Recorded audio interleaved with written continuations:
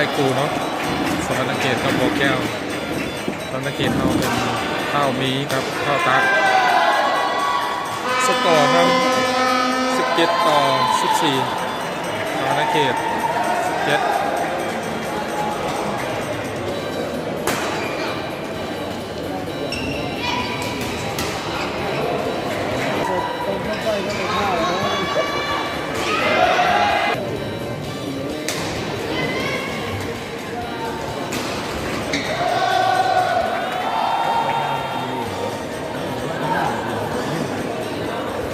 ต่อ 15สวรรณเขตนะ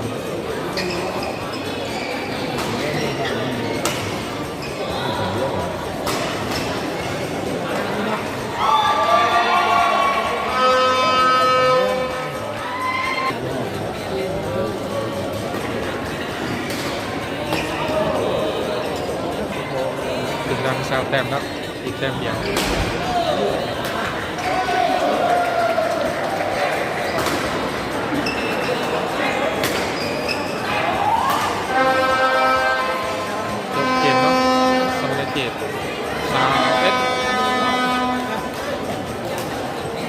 เนมนะยกโป้อั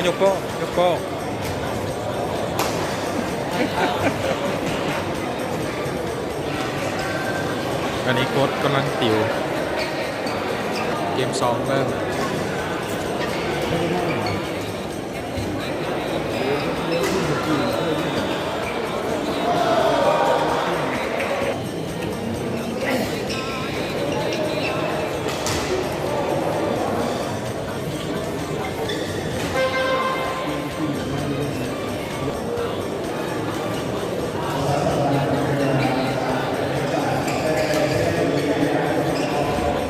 ตอนนี้สวรรณเขตนำไปแล้ว4 ต่อ 1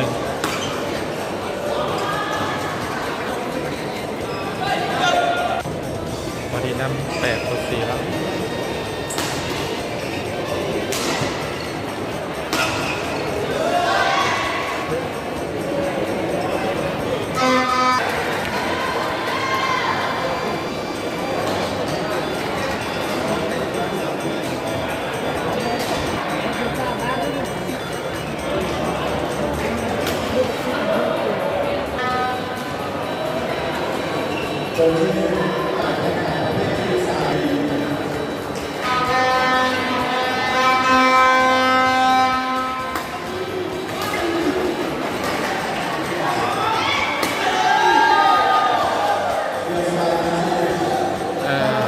11 ต่อ 8เนาะหักไป1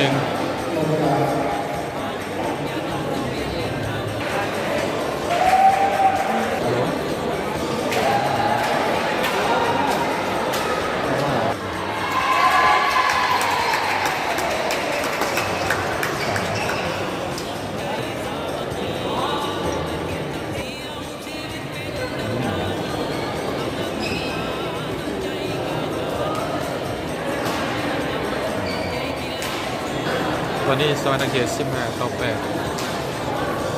เกม2แล้ว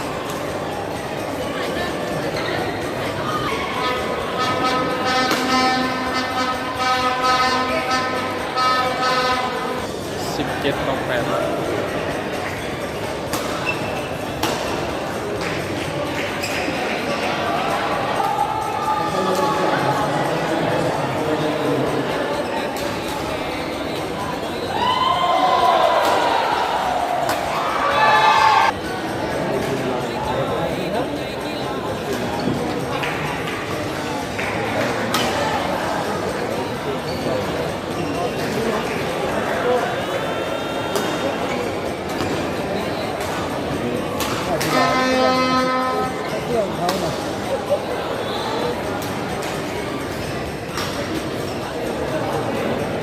จบเนาะ21 ต่อ 10เกม2ที่มาชนะ2 เกม